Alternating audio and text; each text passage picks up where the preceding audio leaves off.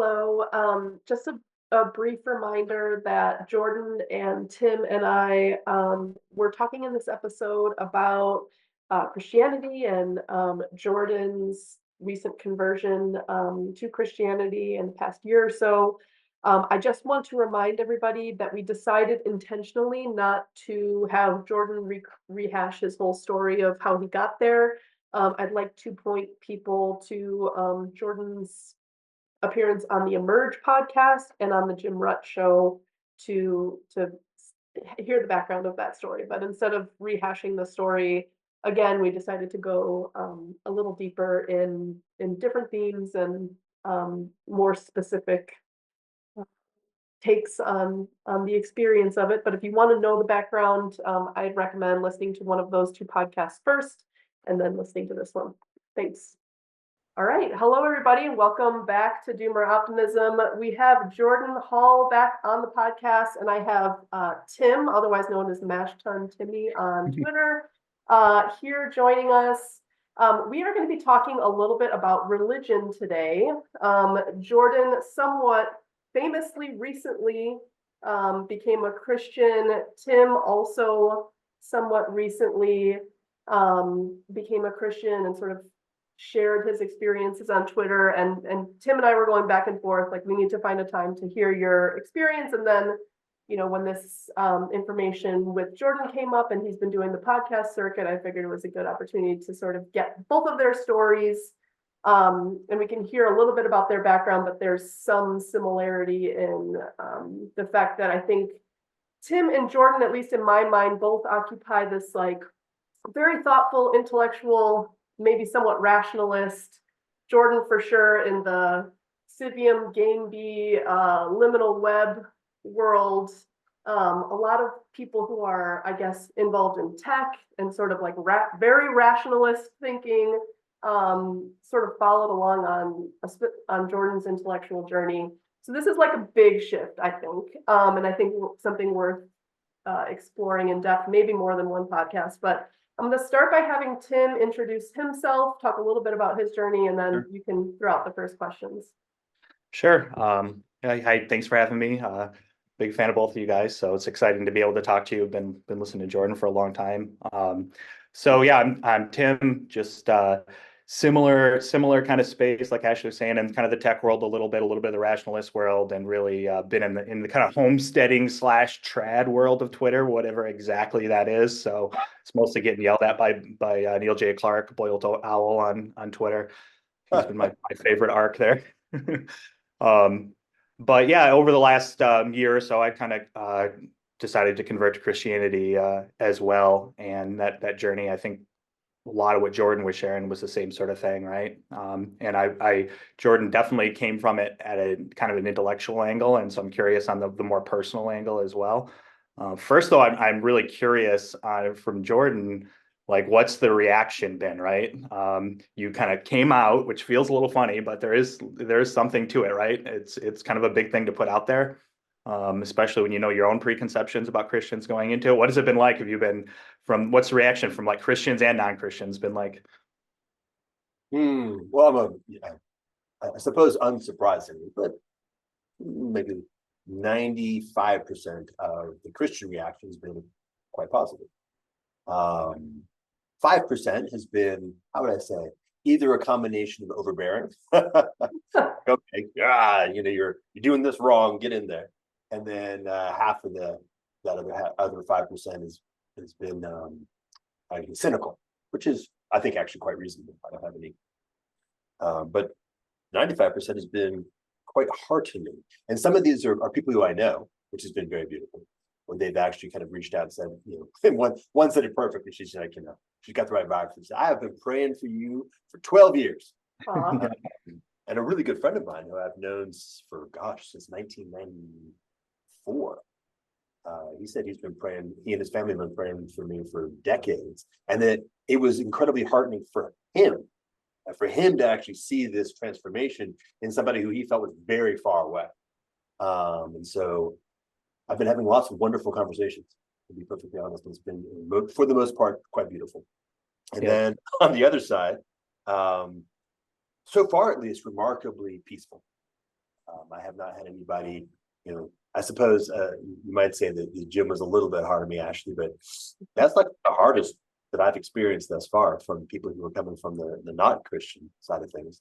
And, I've got good friends, very good friends, who have either been of a, how do you say, congratulations, and I'm interested in having long theological conversations about how you made such an egregious error of judgment. Which is nice, right? It's like, hey, this, and by the way, I can't help but sort of notice underneath that so you're saying is that our relationship is more fundamental than our ideology. Interesting. Well, I'm going to argue that's actually the most Christian thing that we can do. And so, well, those will be fun conversations. So far, it's been quite, I would say, even wonderful, to be honest. And I didn't expect that. So I didn't, whenever I got baptized, I want to say 3 months ago.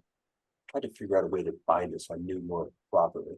But I didn't share that broadly. I certainly didn't write a Twitter post about it on day one. I didn't intend to sort of come out at all. But I happened to be at a dinner at Daniel Thorson's house. He kind of squints his eyes and goes, rumor has it you're a Christian now. He didn't say it. He said it not quite like that. And I said, yeah, that's true. And then after they asked me to tell my story, so I did. And he then said, would you be willing to come onto the podcast and talk about it? And I said, well, I'm going to pray on that for a while. Because I felt very mixed emotions, to be honest about it, for lots of reasons, not the least of which is a certain sense of an unearned authority. I've built a certain degree of, let's say, proper authority in certain domains, but not in this one, right? And so I don't want people to translate across those boundaries. You ask me questions about theology, my answer is going to be, generally speaking, I don't know.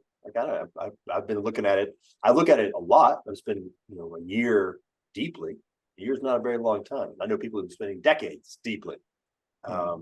Obviously, people in history who spent whole lifetimes on it. So, some trepidation, but then, of course, a real responsibility. And beautifully, Daniel and several of the other folks who are in his Dharma house, they came to our church and just actually sat and, I think, experienced it. Then it felt like, okay, let's be on this podcast. And so since then, I've had, quite a few people have reached out to me. Some I've known in the past, some I haven't, who've wanted to explore different dimensions of it. So I suppose I'll be, whether I like it or not, having some attention. And so I will do my level best to be a proper instrument of the spirit as it expresses itself in the world. Yeah. I want to throw it back to you, Tim, but I just want to say, it's funny, when I first moved to Uruguay, I was, stewarding some land for the first time and getting invited on these podcasts, can you talk about what it's like to steward landscapes? And I'm like, you should be asking a farmer about this, but it's I think that there's also a real value in somebody who's new to a world, kind of just talking through their new experiences to help other people sort of come through. And I think that was, really helpful with people in homesteading. It's actually somebody who's been doing it for many generations has a harder time translating than somebody who's new to it, Sure. Can speak the same language, can sort of, mediate between the two worlds. So I think that's helpful. Tim, what was your experience coming out? I definitely did not have the challenges Jordan has, right? So I'm going to want him to give a brief kind of overview of his kind of involvement in a religion that's not a religion, right? I imagine that that's a hard thing to kind of attach your name with, engage with, and then have to then say, okay, I've rethought it, right? So I didn't have that, but it was definitely, for me, it was more of I think more intensely personal. Definitely was I think people get converted in a lot of different ways and come to the Lord in a lot of different ways. I had your classic midlife crisis, right? So everything that could possibly be going wrong was going wrong. Marriage was not in a good spot. And but kind of going through that, kind of felt the same thing that a lot of people have been expressing online, just this lack of meaning, right? Became successful in a little software business and kind of had all these things I planned on it. I'd have to, wait my entire career to kind of achieve. And all of a sudden kind of had all the material needs taken care of that I needed. I moved out to 10 acres of land and was spending time outside a lot. And so you could see kind of the Lord just working in different ways. I think like the connection to nature was a huge thing for me. Didn't expect that to kind of like soften my heart in a way that it did.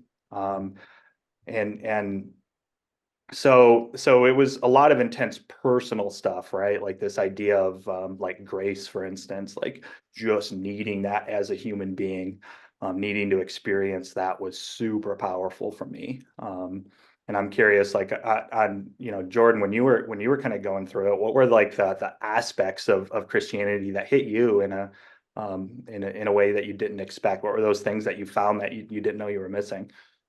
Ooh, well, first, as I'm hearing you, I'm reminded of actually reading your long tweet about your journey. I just want to say, I actually, to express my gratitude, I felt like it was a beautiful piece, and I really appreciated the quality of care that was just shining through it. So, thank you. No, thanks for saying. I feel compelled to share it, right? Because I think people don't talk about it enough, especially people that are kind of outside of it. Once you're in a Christian community, right, it's all it's all completely different, right? Well, that's okay. So that's maybe one. The so funny. So one of the things that I've definitely noticed is that the secular world is struggling mightily to almost that image of the bed sheet, like the too small bed sheet, of trying to kind of pull the bed sheet of secular to cover things that are currently deeply uncovered. And so on the West Coast, we have this kind of cult of pseudo intimacy and pseudo vulnerability, which bridges very heavily with, say, the New Age and or the Burning Man subset. You're on an adequate amount of MDMA, you have a very strong felt sense of intimacy and vulnerability. But to actually experience what the non-pseudo version of that is in the context of the Christian environment was really quite potent. And the beauty of it, the ability to actually have this feeling of, it's so hard to explain, like authenticity that's authentic. Like it's in every case, it is really just saying, the thing that we have been talking about and seeking is actually just available here in its true form. Maybe that's the easiest way to put it. Yep. Not trying to be authentic, but in fact, just being authentic. Not trying to be intimate, but in fact, being intimate.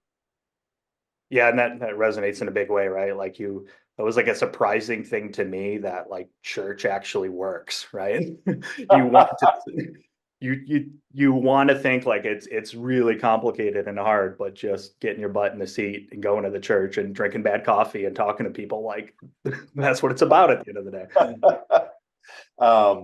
Yeah, well, let's make this anecdotal. This will be fun. So one of our friends, when I was baptized, she said, well, now I gotta let you guys know that you're living in sin. You're not married.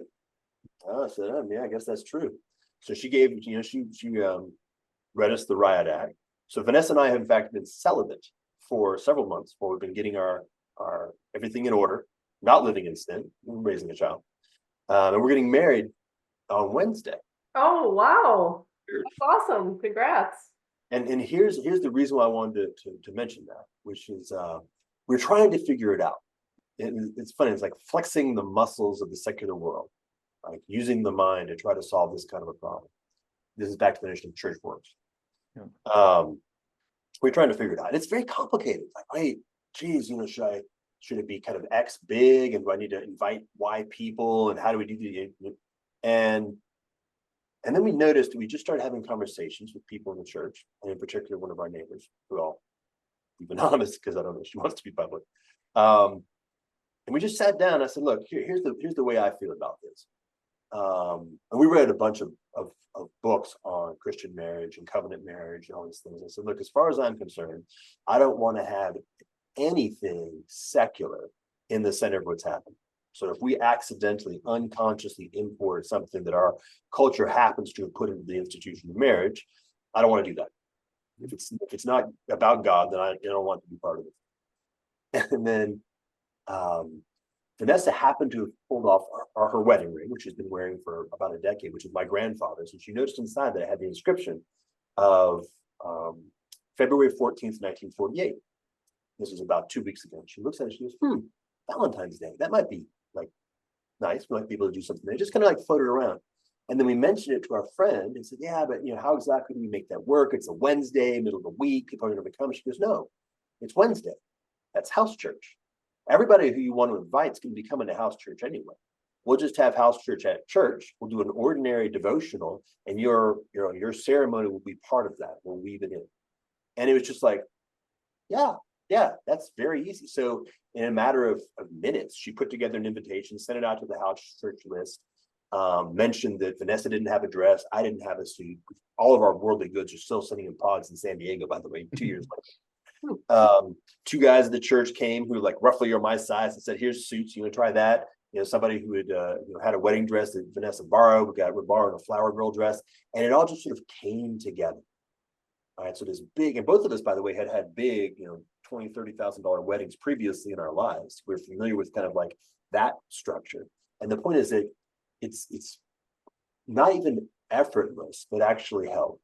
There's a heart and a synergistic guidance that the people who are around us in the church now feel a shared joy, that they're participating in something. Actually, I've had so many people, as I would say, if it's funny, other people are more like heartened and enjoyed by this than we are, because it's creating such a beautiful opportunity to relearn how this should have always been properly done in some sense. And and by the way, I'll sort of wave over here to the Catholics and the Eastern Orthodox. And we're not going to be able to participate in the liturgy that are woven into those traditions because we don't know them. And so, which is not to say, by the way, that those aren't wonderful things. I just don't have them. But at the least, something that is very centered in God at the top and the body of the church being what's holding it.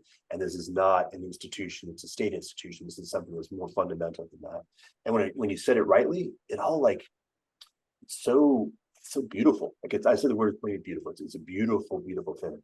And so this is my same experience in church. Like church, when it comes together, and our church is alive. So I don't have any experience of what it's like to be in churches that are either just going through the motions or in the process of dying. We're in a church that's in the process of very high vitality and growth. That's where I put it. Well, I guess there's 2 things. One is deeply disabusing, disillusioning the silly notion that we could try to redesign this sort of thing bespoke. It's not going to do that. That's not going to happen. But also it's there, like that wholesomeness, that connectivity to a lived community, and to all the elements that are the binding that hold a lived community together. And again, in relationship to the transcendent, right? In relationship to the eternal, to the divine. And it works. It's beautiful. It's just so solid and so good. It's such a reminder of what beauty, truth, and goodness actually are. That then comes out to the rest of life. Yeah, you mentioned a house church, so I think that's probably another term for like small groups and that sort of thing. Where this was something that's a major part of the I think most Protestant churches. I'm not sure what's happening on the Catholic and Orthodox side. That was surprising to me, that this idea of like, okay, you're in church, that's one part of it. But now you kind of look for your people to support. And this is kind of like language from my church. This is love on people, right? It's just random people that you're gonna connect with. You might be going through the same phases of life. Maybe you're not in the same stage of life, but you're gonna get together. You're gonna talk about what's happening, and then you're gonna talk about this like deeply intimate thing, this faith at the same time. And that's amazing that there's just regular people doing that all the time, right? Like, it is, so it's sort of kind of news to the world. They're just regular people doing that all the time, and it works, and it's super powerful. Like that experience of walking into a house church for the very first time and seeing, a mom holding a kid, and then learning a few minutes later it's not her kid, and then like an 8-year-old girl just comes by, grabs the kid, and then takes this 2-year-old kid out to another place. Like, oh wow, this group is integrated deeply. They're woven together in a very strong way. And then having bad things happen, as they do to humans, and seeing how that strongly woven fabric holds human beings in a very powerful way. I might jump in. So one thing, at least part of my journey recently is I've long felt like we shouldn't start things from scratch. We shouldn't try to figure out societies from scratch, because it's just, I've visited enough intentional communities in my 20s to realize when we start from scratch, it's just, there's too many things to try to innovate and hold at once, and then too many random norms that are just like picked and chosen from different cultures and societies and times in history that nobody can really agree, and then it just becomes this like jumbled up mess. So I thought, all right, I'm going to move to like a functional community. This is, in Uruguay, and it was really functional. But I wasn't from there, and it wasn't really my culture. And so then, I moved back to Chicago. That's very recent. Back to my family, back to my culture. We're trying to figure out which church parish to go to. We both grew up in the church, so it's my husband and I. So it's it's really just about returning back to those normal things. But I think it'd be interesting to hear how your thought process went. You said something, I think it was on Jim Rutt, the difference between like trying to like recreate a seed from scratch and all the DNA inside all of that versus just bringing a plant back to life. And I think there also is a cultural thing, like a sociological thing going on, where regular people can't know the answer to life. Like, it has to be recreated by the galaxy brains, and we're all just going to have to really solve the problems from scratch. And in fact, it's quite utopian, and in many ways very like chauvinistic to think, well, all of these people and their wisdom and their social technologies through the ages can't know. Only we can know after studying all of these histories and picking and choosing. And so, like, I don't know, that there's a big shift in that humility of normal people. And I bet some of your feedback, if you experience any of it, has something to do with that, I think, underlying idea that like regular people can't be wise in this way. And I just am curious how you are thinking about that now. Well, one of the things that I suppose I struggle against is I don't intentionally. I'm not intentionally part of any scene. Let's put it that way.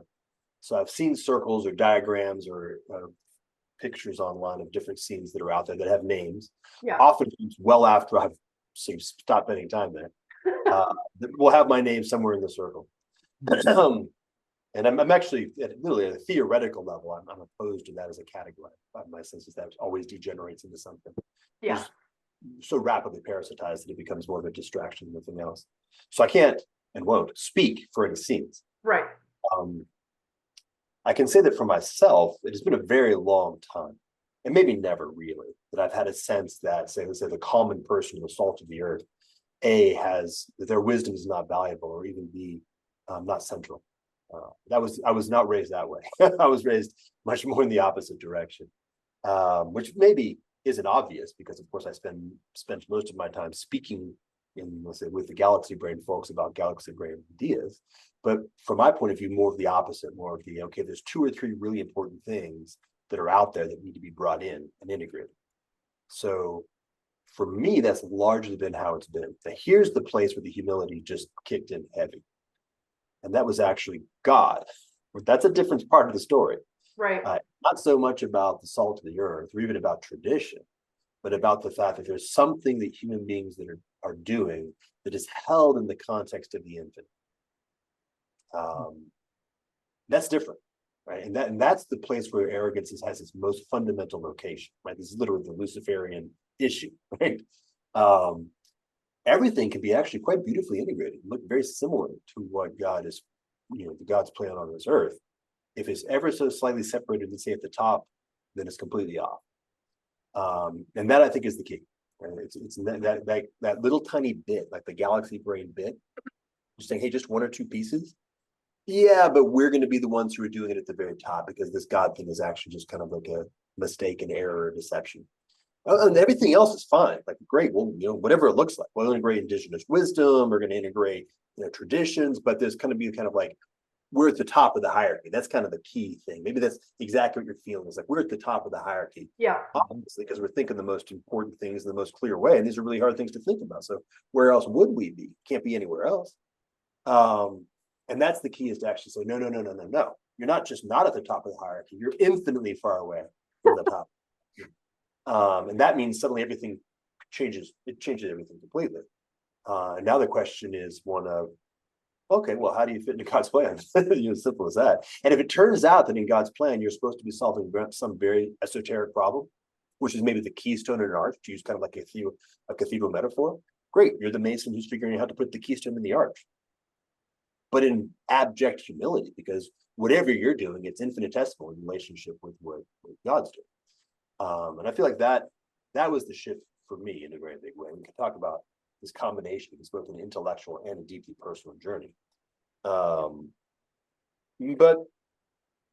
it was interesting to hear Jim Rutt said he expected you to come with like some big intellectual argument, like an egregore that you decided to buy into. And I think that's a big misconception, right? You want to have like ideas at the top of the stack where it's like, no, I really believe there is a real God and he really cares about me. Right. Yes. And all the stupid stuff I do and what's in my heart. And I'm going to, what, if that's true, how am I really going to act? Right. If I really believe there's a real God that believes about me, like that should change everything about your life. Right. And it's not just an idea. And when I started looking at the Bible, that was a huge thing. I thought I would read it and I'd just kind of get smarter and I'd get some lessons and I could kind of take what I wanted and engage with an idea, but it's not that. No, it's beautiful, isn't it? Yeah, exactly. Like one of the things that I've noticed now, because of now that I'm in some sense, well, I guess fundamentally on the other side, and then learning how to do that better and better, is witnessing that, noticing that, and going, oh man, you're looking at it exactly the wrong way. Like this isn't the kind of thing where you read a line, you read a section of the Bible, and you're like, okay, I'm going to take from it what I want to take from it, and I'm going to make it fit. Like, no. You have to come at it from the opposite direction, which is maybe I don't understand. In fact, certainly I don't understand what's going on here. And I'm going to sit with it and listen to it, maybe interact with people who've been sitting with it for a lot longer than me, and recognize, by the way, that almost all of it's going to be in a mystery that I'll never grasp. But nonetheless, the piece that does land on me is gold, solid gold, that can move me forward in a way that I could never have done on my own. Have you had the experience of kind of noticing religious thinking now that you're kind of once you buy in and you start thinking religiously, are you seeing that out in the various tribes you interact with, right? The AI world is definitely one that comes to mind. Oh yeah, absolutely. And again, this notion of like the secular endeavoring to create a simulacrum, because it actually is necessary. There's no way around it. And so it creates these fabrications that are pale copies of the real thing, because at the end of the day, they are actually worshiping almost universally mind or technology. It is some kind of egregore up there. Like an egregore is going to own you, right? So choose which one. You're going to be worshiping something. And the question is, this is actually a conversation I was having in the context of spirituality, spiritual but not religious. And because that's a whole category, and the process is something like, okay, if you're spiritual but not religious, you've come to the point of recognizing the notion of spiritual is a real thing. You're no longer kind of worried about that, and now you're doing something like liturgy. You can't help but, when I say liturgy, by the way, I would like to make sure that's really deeply like in the world. That's a very powerful concept, and it's sadly understood as far as I can tell. And this notion of liturgy as the work we do together to ravel us together into communion, liturgy. And I said, look, people who engage in liturgy ubiquitously, like we just had a big one called the Super Bowl. People coming into communion with each other and having this relationship of moving from multiplicity into unity, becoming part of a being that is larger than themselves. I wouldn't say that's a great one. Like, I don't. Suddenly I'm not watching the Super Bowl at all. And in fact, I'm like, wow, that's a very terrible idea. Don't do that. Don't participate in that liturgy. It's actually an anti-liturgy. It takes you further away. So the question then for the spiritual non-religious is, what communion? With whom are you entering into communion? What spirits are you actually worshiping? Because that might be a very dangerous spirit you're worshiping. You may actually be inadvertently bringing yourself into service of something that isn't a good thing. And so this is where religion, let's say, properly comes in, or in fact, specifically where Christ comes in. How do we actually create that sense of faith, right? The sense of well-grounded confidence that we are able to come into communion properly, like the right communion with the right being. Well, that's this, right? That's the question. It's like the big question. If you're in that spiritual, not religious, I propose, if you examine that question very, very deeply and recognize that the consequences are as profound as anything could be, that you will need to move into a different location than spiritual, not religious, because that question is the question that is central to the question of religion, I would say. Mhm. I'm curious, when I was listening to Jim, and I love Jim, so now he's kind of being held up as a straw man in this conversation, but Jim, I love you if you're listening to this. Okay, so I'm curious though, I think that there's probably like an approach to knowing that's characteristic in rational thinking that has to do with like, this is the answer as far as we know up until this point. Like, we have a certain data set, and the human mind is so amazing and science is so amazing, and we have an answer, and this is definitive, at least up until as much as we know at the moment. And I heard some tension in your conversation with Jim, which was like, do you actually believe these things? And it seemed like your answer was sort of like, the answer is unfolding in mystery through the rest of my life. And I think that there's something really interesting in that, like a kind of approach to knowing entirely. I mean, anyone who's lived long enough kind of like realizes there's just so much nuance in life. And, when you're young, you're just so, you just think you know everything, and you think the answers are so clear. And then as life goes on, you realize you know what you don't know what you don't know. And I'm just wondering, yeah, I guess just like this approach to embracing mystery, unfolding, nuance, constant lessons. And like you were saying, reading a story when you're 16 versus when you're 60, maybe you read it at 16 and you think, oh, I really got that. And then at 60, you realize there was a lot more going on here than I thought.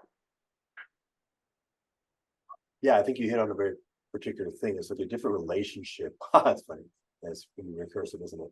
A different relationship to the difference between belief / knowing, understanding, thinking, ideas, and relationship. And so the point here is that what happens in this transition, and this is now specifically Christianity, not necessarily religion qua religion, is that relationship is recentered in its proper location at the center. So it's like the Copernican revolution returned back. Oh yeah, relationship is at the center. And then from there, that creates a process whereby you can come into understanding, whereby you can have something like beliefs or ideas that are all the way at the very end of that, and are kind of sitting there at the end, like, okay, because of course, beliefs are context specific. What I mean is, how do I say this right?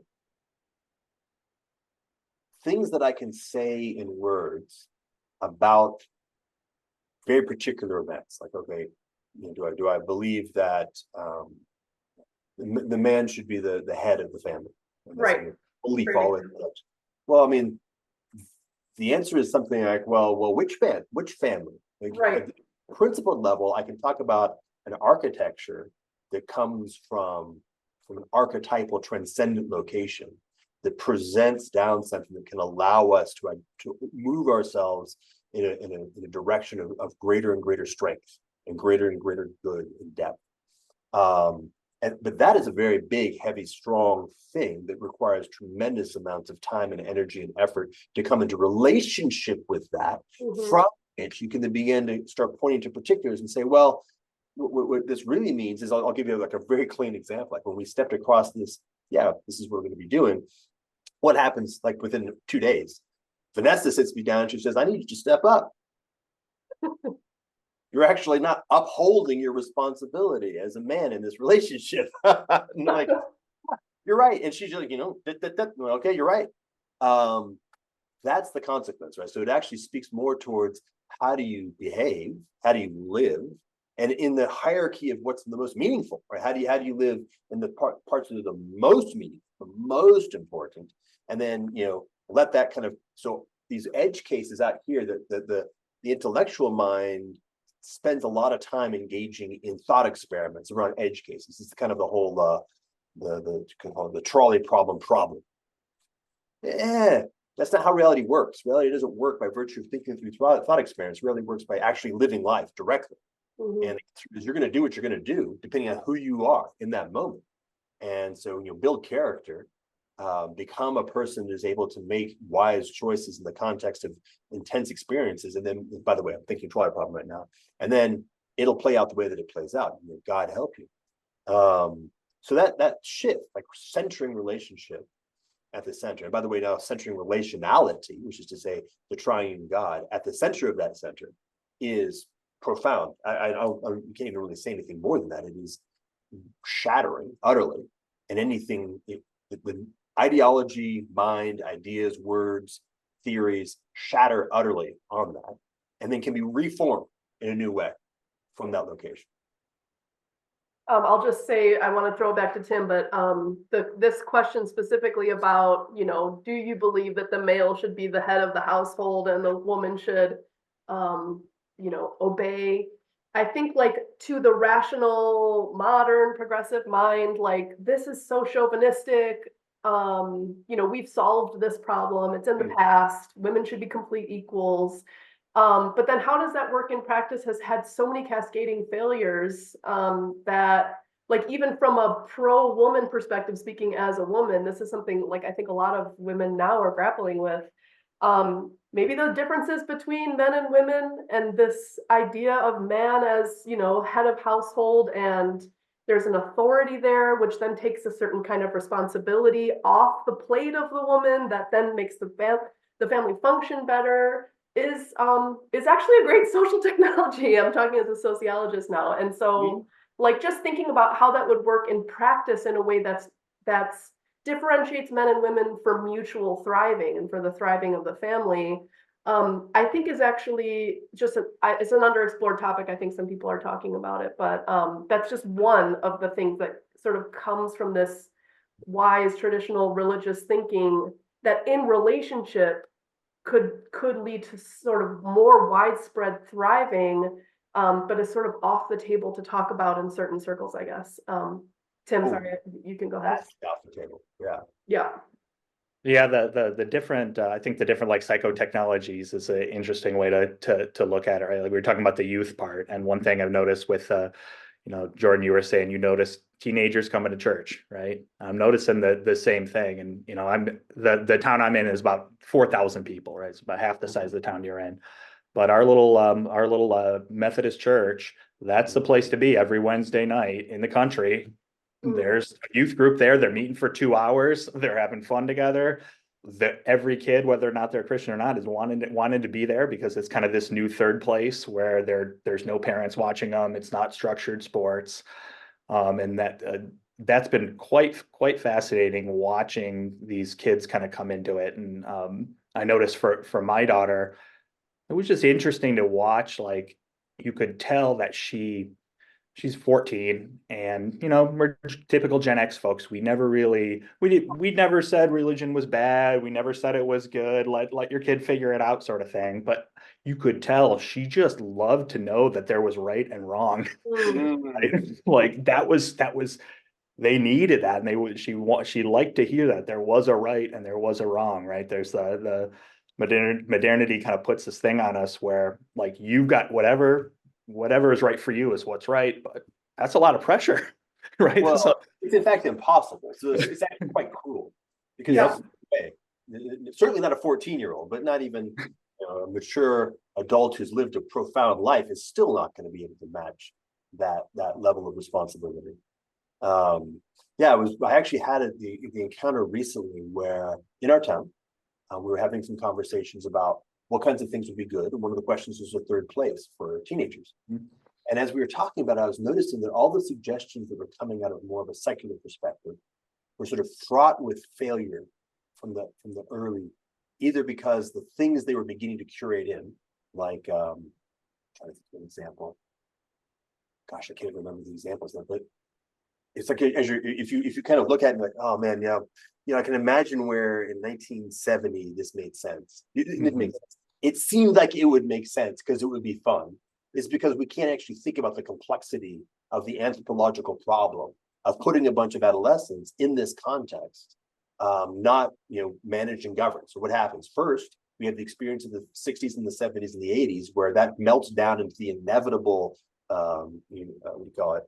Lord of the Flies dynamic of what happens when you put a bunch of adolescents in a set where right and wrong and good and bad aren't at the center of it. Yeah. So then we get into the 90s and the 2000s, like, oh, that didn't work. So now we're going to have hall monitors on every activity they engage in, which also totally doesn't work. Like, no, let's take a whole step back. If like the context itself is wholesome intrinsically, and there's already a completely understood structure of what the right and wrong are and what they are, and you're part of that, then that's the context that allows these things to be held. So it creates freedom, right? It actually creates freedom to be held in that kind of a structure. There was something that was up that I want. I would like to take this moment to disambiguate a few things, because I know this is conjecture about what is the church that I'm part of, and I actually think it's a really beautiful story. So the way that I think about it is that we're definitely not Catholic or Orthodox, because they have a substantial amount of stuff, institutional infrastructure and I's to dot and T's to cross that we don't have. So we're definitely in the Protestant category. But it's a COVID church. What happened was when COVID came and all the churches were shut down, a group of people, roughly about 60, although not at the same place, said, screw that, I'm still going to church. So they just rolled it over into house church. They started getting together in each other's houses.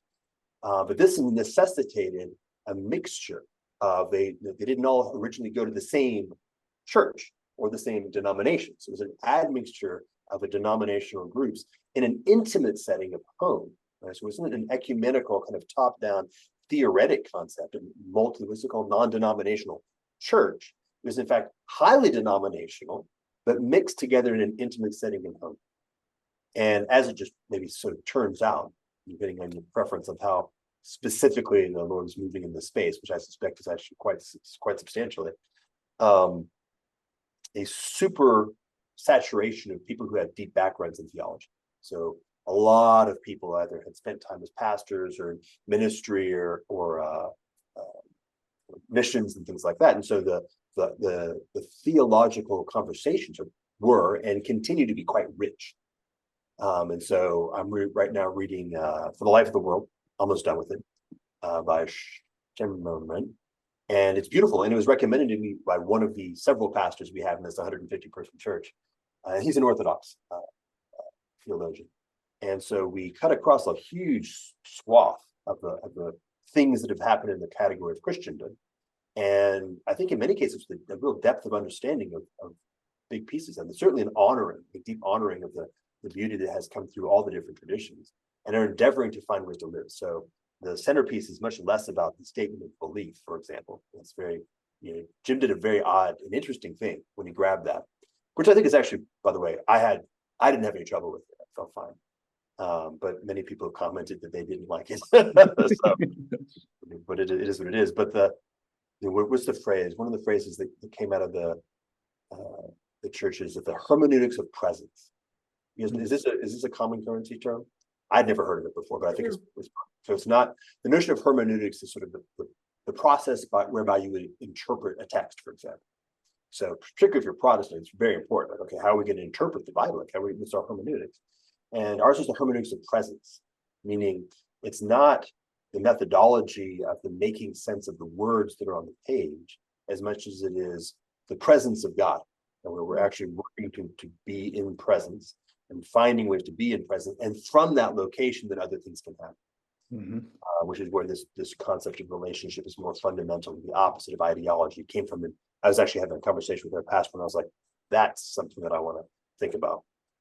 That relationship you mentioned, kind of the how do you have a personal relationship with Jesus, right? That seems to be it. That was for Jim. I could tell that was just like what does that even mean? Yeah. Well, it's funny because when I think about the way he's thought about it, he refers to Yahweh. Yep. And then refers to Jesus, and he doesn't seem to have any notion that they're the same in the context. Yeah, it's a continuation, right? That Yeah. And that, You know. I was like, no, that's the Trinity, the triune God, Um, and there's the Father, the Son, and the Holy Spirit. And you can map Yahweh to the Father if you'd like, although it's not actually a perfect map. But there's some decent thing there. Like that's a theological distinction that, frankly, has kind of been thrown away by modernity, and reified. The modernity, the modern mind comes back in and finds a bunch of gaps in a theology that's actually not even the theology that we're operating on. This, I think, Yeah, it's a lot more complex than you'd think, right? Like the main story that's out in the culture right now is not a great one. It's not a strong one about Christianity. Much more complex, much more subtle, much more, frankly, much more connected with philosophy.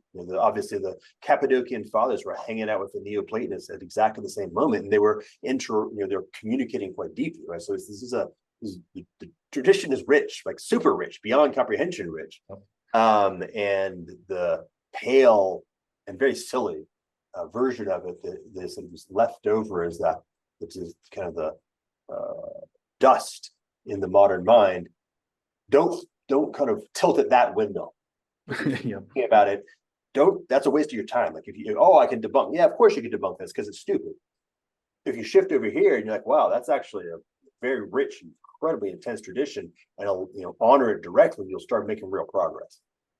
Yep. So I wanted to talk to you about kind of where you think the future of this movement is happening, right? Like you're not the first kind of public intellectual that has converted recently. And then there seems to be something in the air. I know you've been thinking a lot about just kind of what's happening now with the digital, like what's the phase shift that we're in all of a sudden, and is it much bigger than people recognize? Any prediction on what's happening with what will be happening with the Christian movement?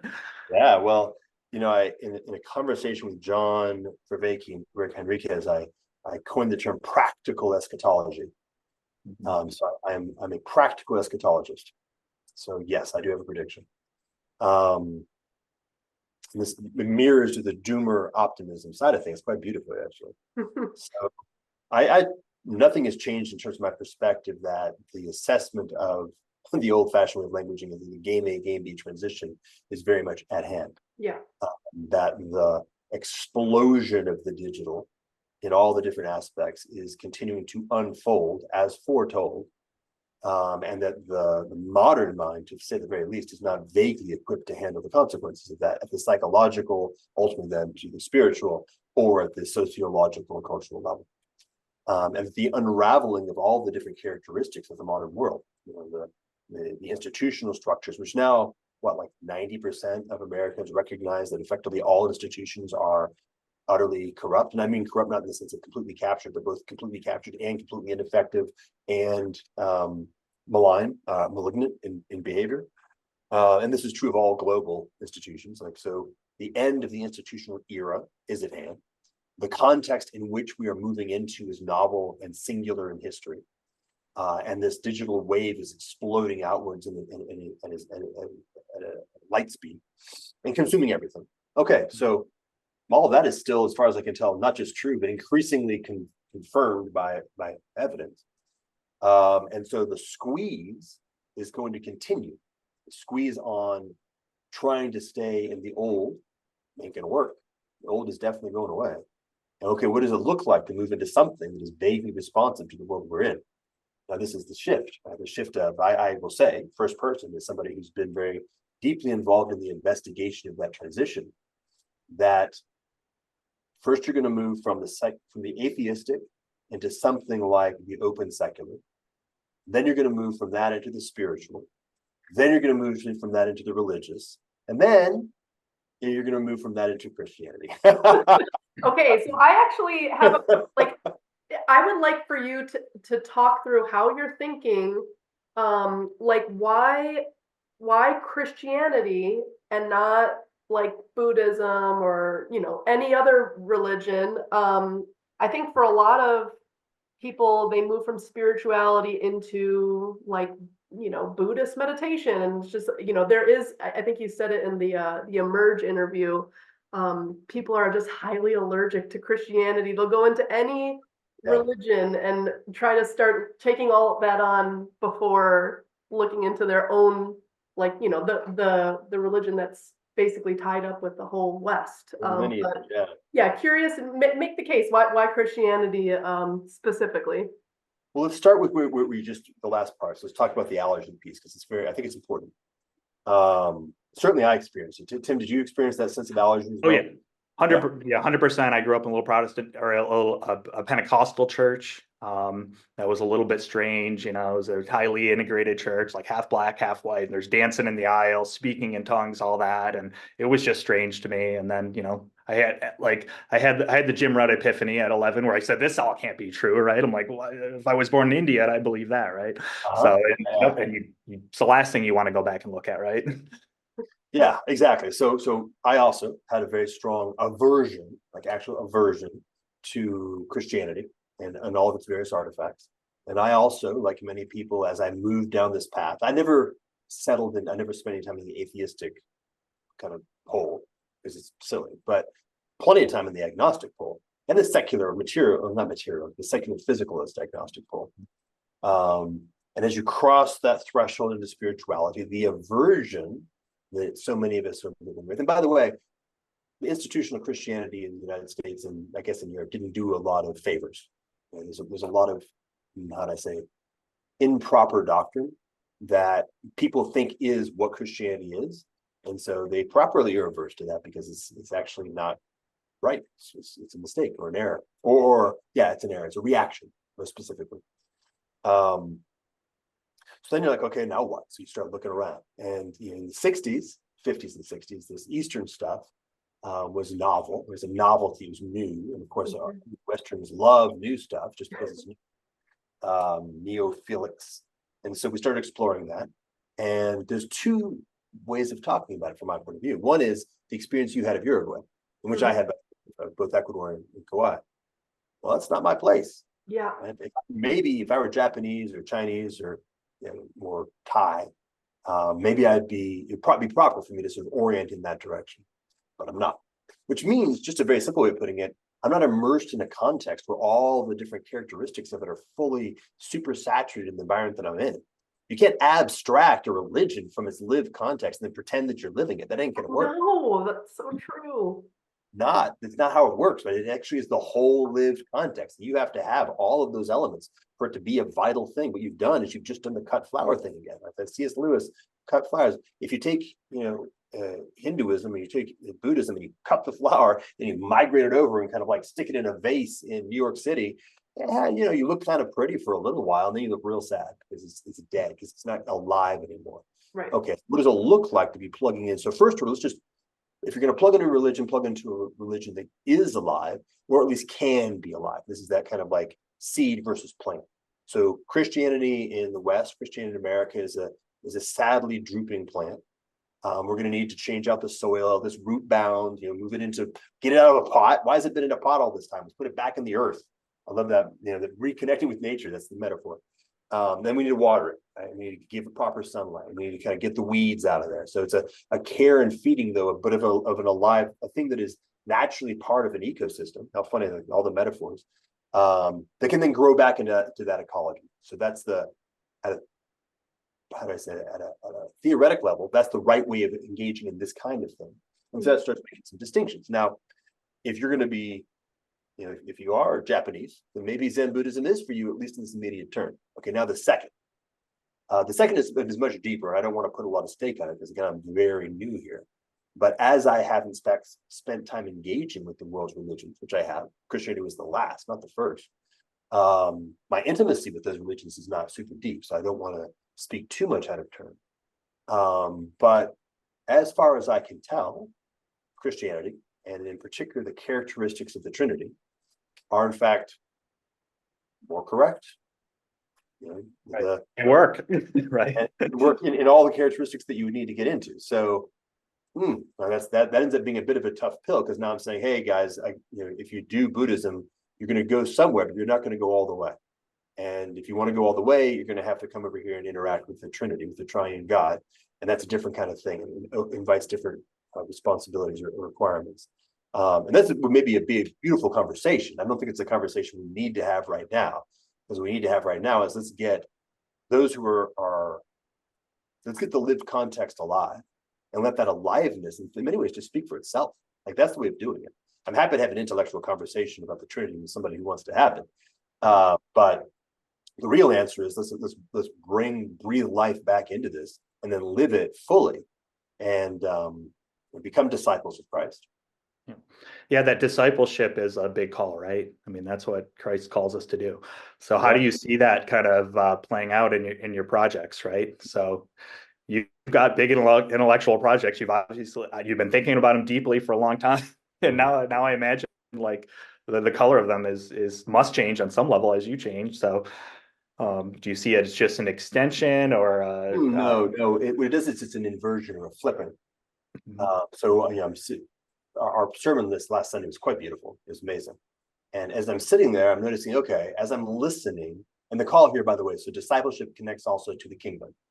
So we're very much oriented towards, hey, the kingdom of heaven is at hand, which means that we have both an invitation, a possibility, and a responsibility by means of discipleship to actually bring more and more of the kingdom to earth, as it is in heaven. And so my journey has brought me some capabilities, some skills, some actually hard-learned insights that I can gift to my community in service of that larger project. And this is very practical. Like it's a very practical thing. It's not that different than, say, somebody else who's sitting over there who's a carpenter, and his skills can be gifted into that project. And now the question is, okay, so how do I help? It's more like that. Yep. And gift most cleanly and fully as I can. It's funny, we were just right before this call, we were at a meeting with a youth home ministry that we're volunteering. And the question is, well, maybe right now what I'm doing, by the way, is making the coffee better. I'm acting as a barista at the cafe. Has nothing to do with any of these theoretical things that I've been working. Although in some sense it completely does, right? Because I can now sit with the other people in the cafe and talk about vocation and talk about the importance and power of actually feeling like, one, humility, that what you're doing, if it's in service, is the most meaningful thing you can do. But then two, finding your proper calling and being able to give that calling into a lived context is the thing you should be doing, given individual. And then it becomes very powerful, because now if your calling is to be the barista at this cafe and to pray over the coffee and to hold a devotional relationship with the fact that you're giving people coffee to support their good work, then you're in exactly the right place. There's no need to feel anything other than how I say, grace and glory in that context. And that's something I can feel very comfortable saying. Like I've looked at this thing. I've been at the top of a variety of mountaintops, and I can tell you that they hold nothing. So don't worry about it. You may have to struggle with it, but I can tell you, if you'd like to listen to other people's stories and learn from them instead of climbing your own mountains, I can tell you these 6 mountains that I've climbed, not much to them. They're not really worth climbing other than maybe exercise. But the mountain right here, the ones you're looking at and the journey you're on, I'm on there now with you, next to you. Yeah. And take that as encouragement, then I'm happy to give you courage in that direction. So it kind of starts going in that direction, which is it's nice. Amazing that idea of transformation, right? So like Jesus calls you to die to the world and live for him. And the way that can hit each individual, no matter what your calling is just amazing. Like the way that you could be aligned for something good and true, while also just really individuate is one of the coolest things that I was looking everywhere for that, right? I'm reading Jung and I'm like, oh, geez, how do I get in touch with my shadow and individuate and become a real 3D human being? And turns out there's just a simple little book and a God that was there the whole time that calls you to this huge thing that I think makes Christianity just like amazing and unique and alive. Yeah. And so like, just want to reinforce, just so beautiful. If you're interacting with it and you're not perceiving the beauty, then I would say that you're not perceiving it yet. Yeah.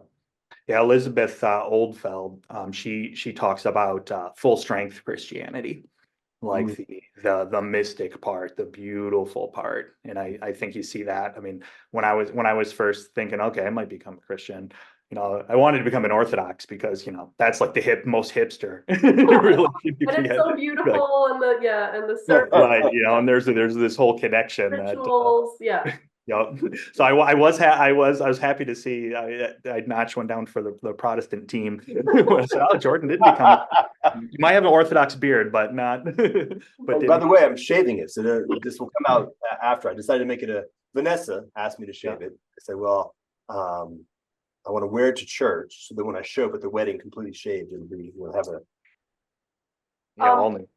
So, okay, so similarly to both of you with religion, I feel this way both about religion, but I'm also sort of extending this line of thinking to many different aspects of the community I grew up in that I now move back to. And I'm just curious, both of your thoughts.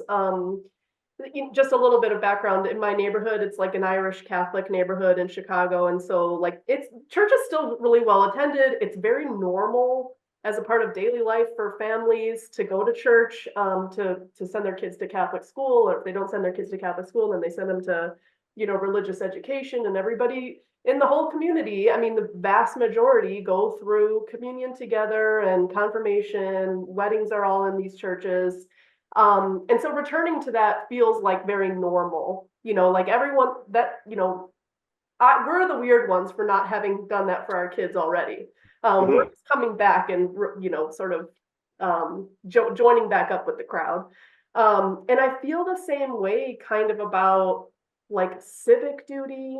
My kids are going to school and I'm starting to like get involved in their school and figure out what's going on with that institution. And like, I just have this like overall fire for like, I think I was very hubristic in thinking like I was better than all of these institutions, and instead that I should use my big brain to go somewhere else and to like come up with some new institution or some new idea. And all these people like, ask me about, move to Uruguay, how can I move to Uruguay like you did and all this stuff. And now I'm like, it's so weird. I think probably weird for you, Jordan, too, like to talk about these things that seem now diametrically opposed to how you think now, and how to like explain that, reversion in thinking, or I don't know if it's reversion or the right word.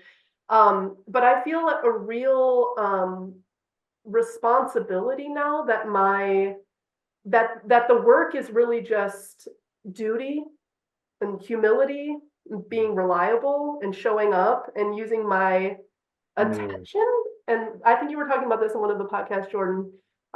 Attention is finite, and attention is a huge resource. And just thinking about all these people who are otherwise attending to and spending so much time seeking and attending to some things that I think are in fact sort of dead ends and utopian, and instead just thinking about, I don't know, a call to show up, in relationship, community, to make sure that all of those things that have been evolving through time don't wither away, and that they not just don't wither, but also evolve in the right direction. Like you want to prune the right weeds, or you want to take out the right, you want to cultivate it. It's like a garden. And so, but the cultivation takes concerted attention, effort, time, showing up regularly.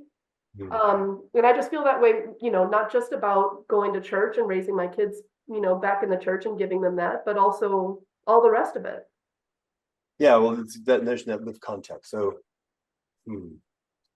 yeah, from my point of view, So from my point of view, if we conceptualize, or if we think of the notion of church as being an institution that sits next to other institutions, we're actually thinking about it wrong. That it's more like a field, because of course it holds the body of the people, right? And so it's actually operating at the level of the people, not at the level of an institution. Right.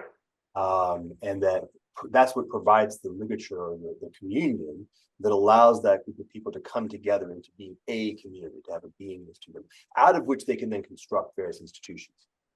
And that puts things in the right order. Because if you have institutions separated from communion, then the institutions become idols, right? We end up, and then they go down these natural degradation paths.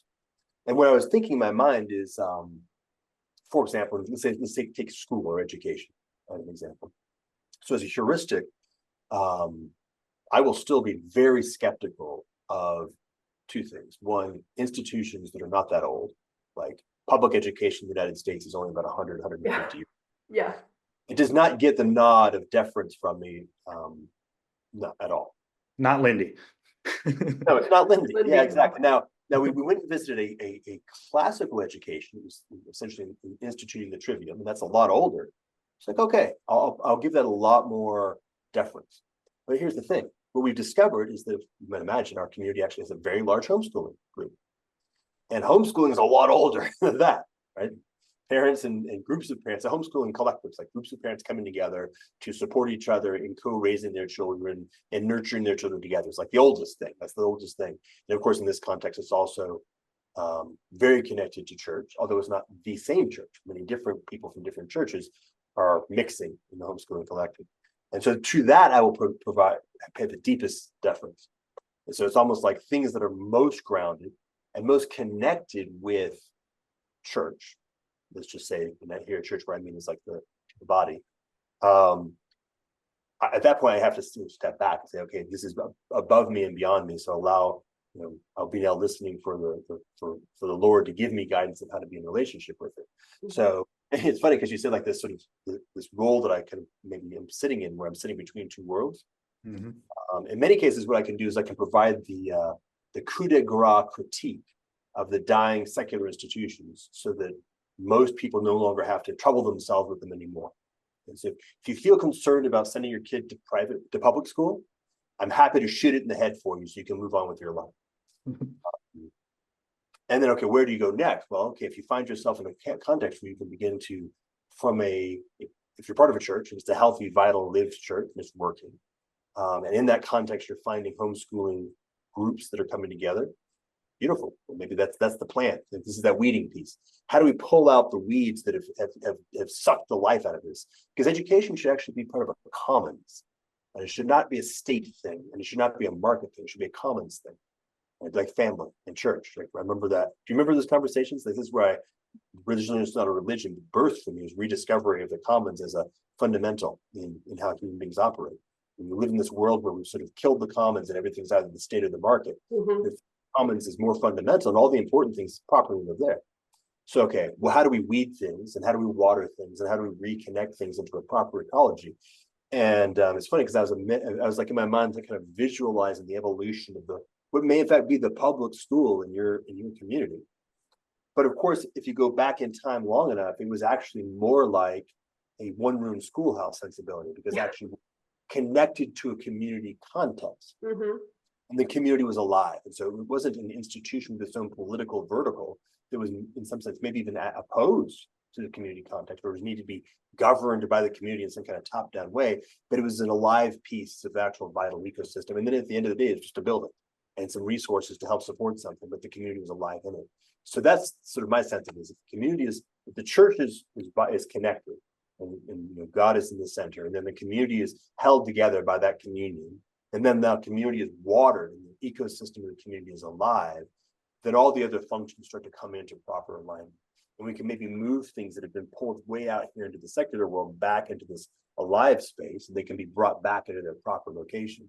Or if necessary, those will just go away, and something will be born here, because the people, at the end of the day, it's just the people.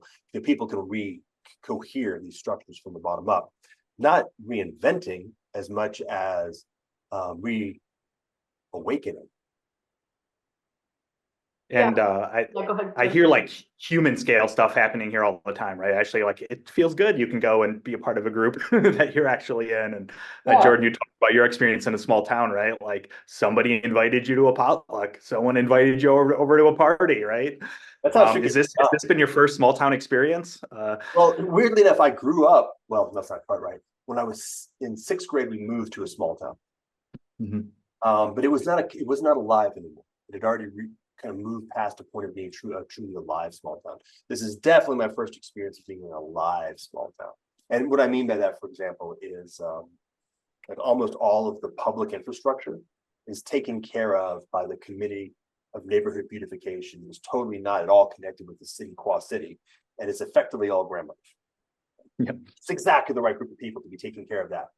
And that's in a live context. And when Vanessa shows up, she hears about it, she was invited to join, and she's brought into it in a beautiful way. And now has a piece of responsibility that she's being nurtured into how to take care of properly, which is like right here. But the notion of how do we do our local school? Like, how are we going to school our child? The answer is we're going to talk to our neighbors. We're going to talk to people in our church. And then when the right thing shows up, it's like, yeah, let's try that. Let's do that. Maybe it's 12 people. And those 12 people kind of begin doing something. And another group over here is doing something. And it grows from the bottom up in a very organic way, just like our wedding. It's very simple. Yeah, I like that. There's something also that's really freeing about, I think for a while I was sort of thinking like, oh my gosh, for every life decision, you're having to think about everything from scratch. And it's exhausting. Like, it's exhausting to try to think, well, maybe what did like ancient Hindus do? And it's like, what, you don't need to pick and choose from every civilization of all of human history. Like, sometimes it's nice to just ask your neighbors, how is it done? And then just do that. And it's kind of nice. And so I will say, like, public school, at least in my context, is the main thing people do. And so for me, re-engaging with the commons is the public school. It's getting involved in that. And it's like the place where my agency like has a real forcing function. It has like a real ability to make a difference. And I think highlight the best parts of that institution, flawed as it is, cities flawed as they are. This is where I'm from. This is where my people are, and what to do and how to engage in the commons in that situation is using the muscle of civil society and the norms of moms to force the institution to work for you. And that is a kind of like, it's a kind of local politics, but it's not necessarily asking the state to be a certain way, but instead infusing like the state institution with the breadth of civil society norms and interest and agency. I'm curious, why not Asheville? I know Jason Snyder has had his critiques of the Asheville set, and he came into a couple of different situations where it felt like there was like I don't know, Asheville gentrifier versus everybody else in Appalachia kind of dichotomy happening. And so I'm just curious, like, did you see anything like that? Oh, we spent some time in Asheville. We explored. We originally came to Asheville. We've not come to Black Mountain.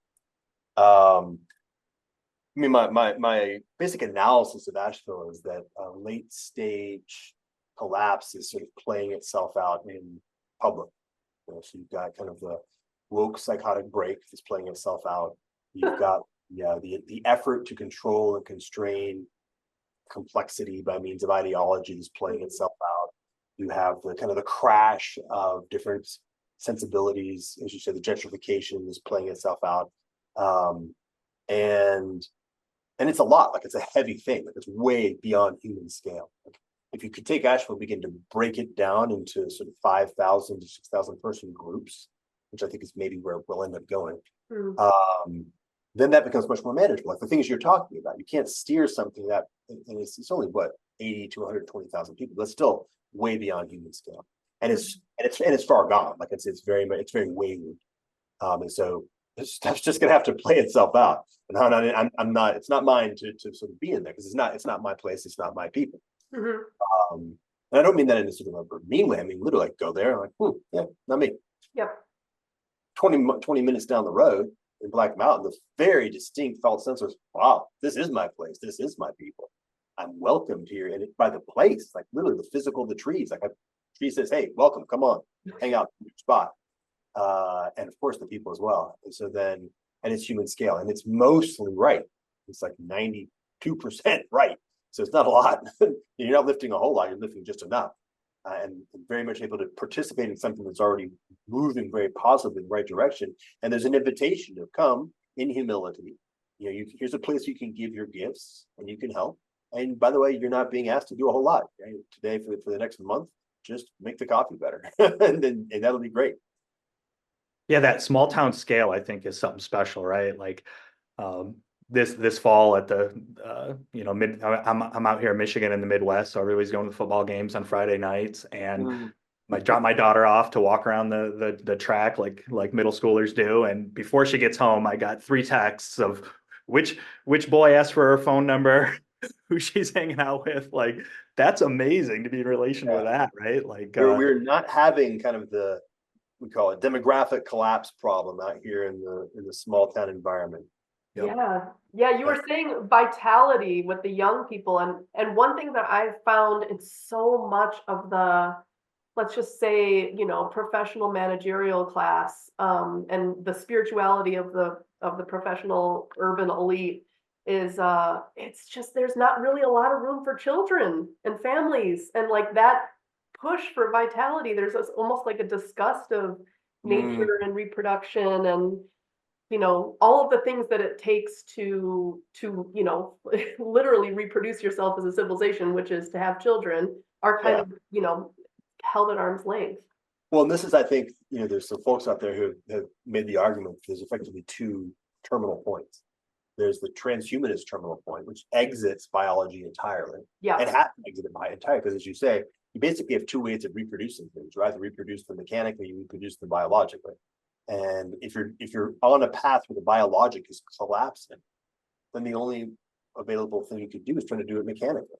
And that's either going to be in artificial wombs, or more likely just uploaded minds, which is terrible. Like, this is very, very bad. Don't go down that path. If you're literal on hell, yeah.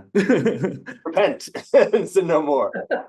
Literal hell. It is, I think, specifically the actual thing that's being talked about. That is actually what hell is.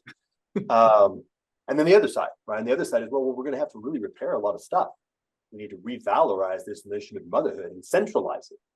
It's so beautiful what I can I was walking behind one of the local teenagers where she was going to pick up her kid at school, and Vanessa and I are walking, and she's pushing a little cart, and she's just so insanely cute in this thing, but she's basically wants to be a mom. Like, and it's okay. Like, this is very beautiful. Be a mom, have a bunch of kids, go forth and multiply, and be supported by a community where that's both valorous, even more than valorous, like it's a deeply valued thing, and where it can actually be done. You can actually live, and it's okay. It's not hard. I mean, it's hard, but it's not like impossible.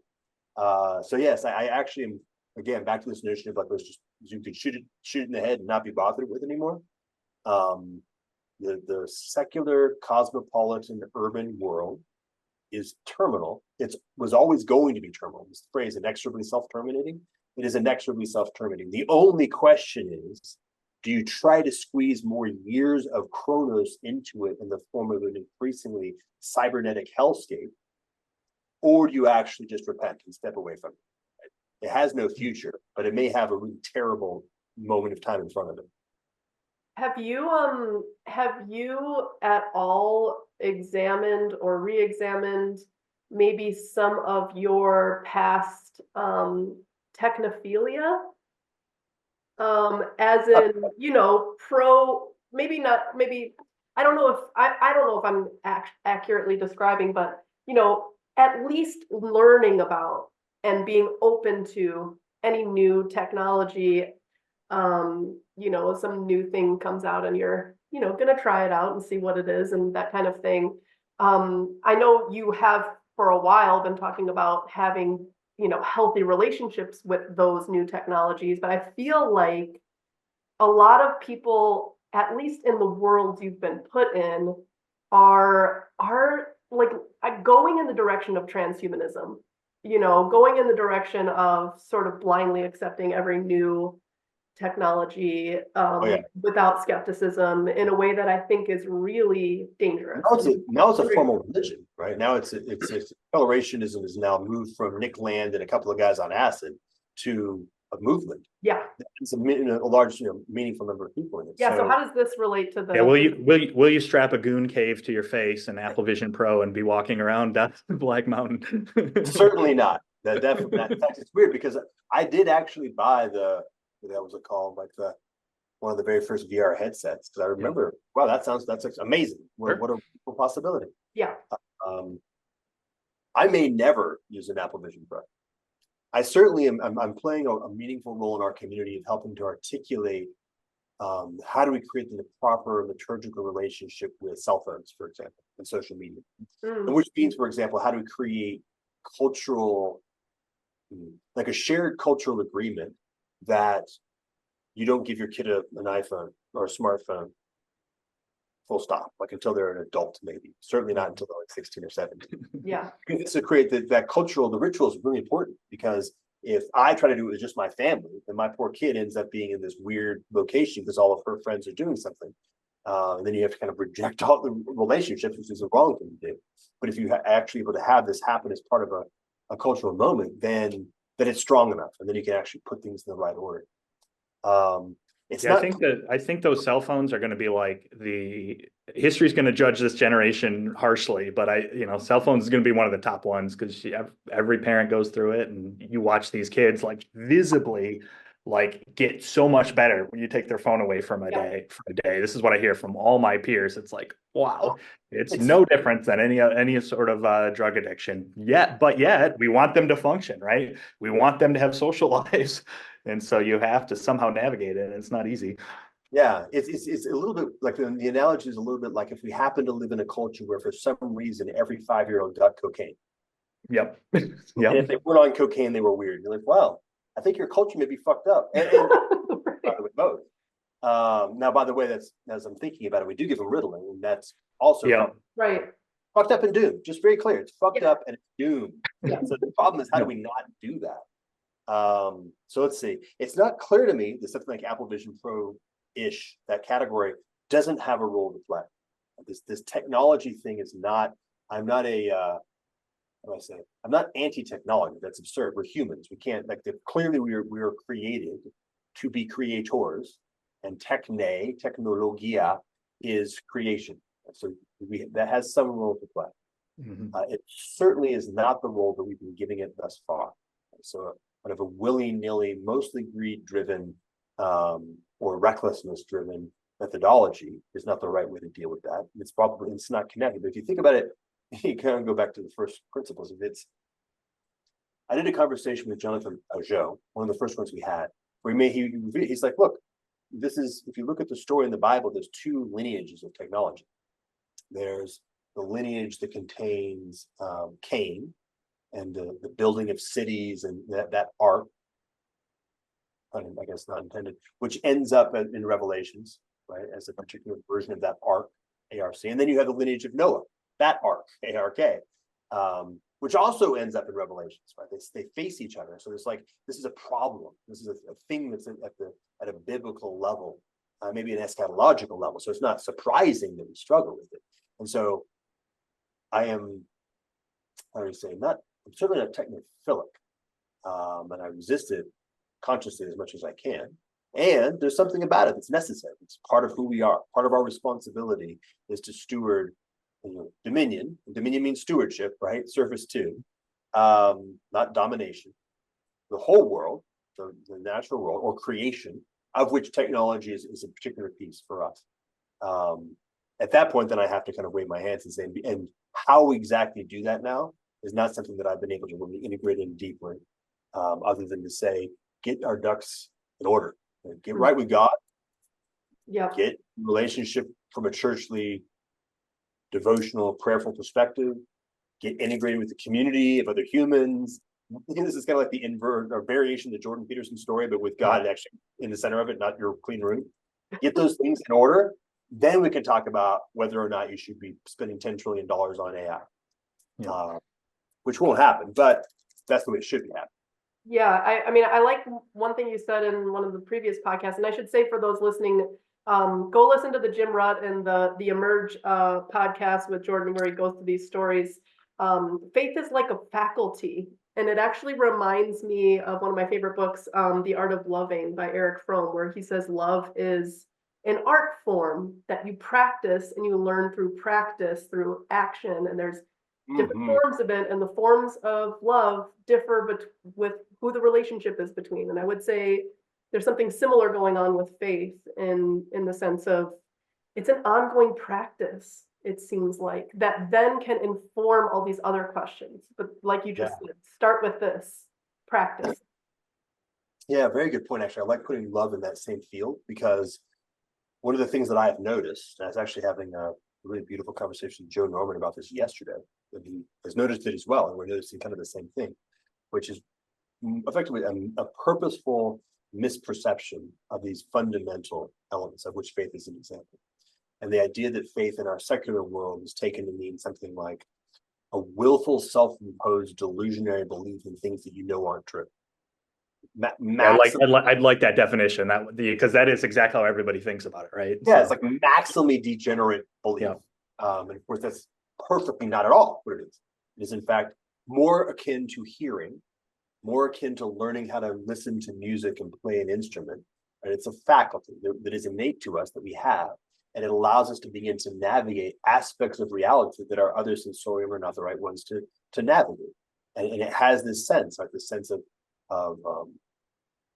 solidity. Yeah, you can ground on these things as you build up.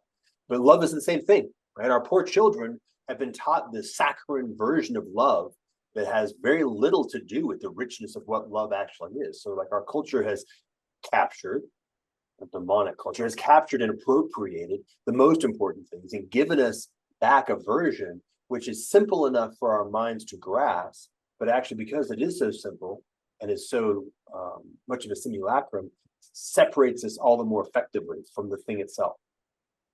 Yep. I think one thing that keeps coming back up in this conversation that I just want to explicitly say is I think there's a kind of rationalistic thinking that always sort of ends up with this very flattened monoculture conception of things that are actually quite deep in context, but decontextualized, they just become really silly, flat versions of themselves that then everybody sort of takes as truth. Women should be equal to men. And it's such a flat conception of what the relationship between a man and a woman can be like in a specific context. The differentiation is really rich and full and helpful and functional, but like Jim asked Jordan about, do you think there's a God in the sky, a guy with throwing down lightning bolts? And it's like, no, but like, I want to yell at Jim. I'm like, I don't know, but I do believe I do have a father that loves me that I didn't know that I had. Right. And so like there's a 4D version of these things too that are under there if you're willing to explore it, I think. Yeah. Yeah. Actually, the notion of like a categorical subordination of 4D to 2D, categorical subordination of complexity and of contextualization to decontextualization as an epistemological mandate. Yeah. That's I think is the key problematic, is that we live in a world where decontextualization is epistemology. Yep. Therefore, what happens is we intrinsically flatten everything, and then we try to regurgitate some version of what might be a vague simulation of what rightness looks like in this flattened space. Like, no, contextualization. Like, we need an epistemology of contextualization, because that's what reality actually is. Yeah. It reminds me of I got a friend, Baron Morgan, who was from Appalachia, and this decontextualized idea that we need to solve climate change with solar panels, and that is the solution to the environmental problem, and then taken, abstracted, and then put back into Appalachia means blowing off mountaintops. And then she's talking to local people who have gotten this decontextualized idea in their head, and they're like, blowing off our local mountains is good because it's for the environment, like as this decontextualized thing. But then she talks to other people, says, just blowing off the mountaintops is bad for the environment because those are the environment. And so it's like we have sort of yeah, taken away our ability to see with our own eyes, the actual context, and to trust our own instinct and our own understanding of beauty and truth and what right relationship looks like. Okay, so we're wrapping up now. Any final thoughts that you for sure want to get on the record while we're talking? Any ideas for those who are listening and kind of have their wheels spinning about religion and Christianity, like how to take a first step in exploration? I'll handle next steps because I thought about this a lot. Okay. So like one thing is if you're thinking about Christianity and you know a Christian, they would love to talk to you. It's weird, right? I got invited at work to like the employee Bible study, and I was shocked. Like one, I thought they were like reading a whole book of the Bible at one time. They would just go over like one verse. Yeah. And I was absolutely shocked how happy they were to just answer whatever dumb question I had. And so that's a big thing. And so talk to other Christians if you know them, and they'll steer you in the right direction for what's right for you in the context that you're in, right? And the second thing is you do got to go to church at some point. I think it's pretty hard. It can't be an intellectual exercise. It can't just be reading books. I think that is a huge thing. So pick a church, go to it. I don't think it matters a ton.